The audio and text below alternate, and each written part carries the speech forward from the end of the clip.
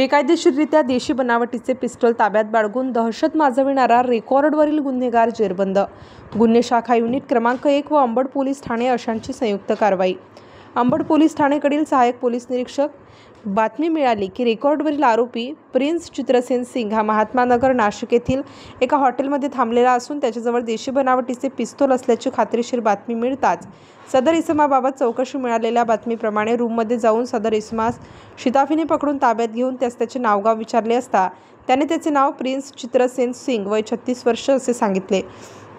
त्यांच्या अंगझडतीत एकूण 60,500 रुपये किमतीचे 2 देशी बनावटीचे पिस्तूल व 1 जिवंत काडतूस असे हस्तगत करण्यात आले आहे।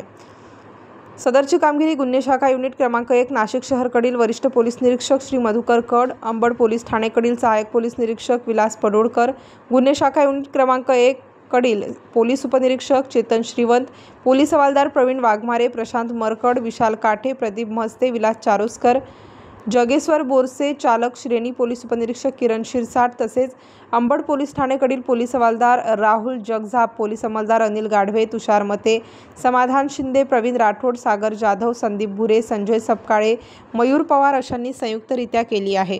स्टार न्यूजसाठी मोहसिन पठाण, नाशिक।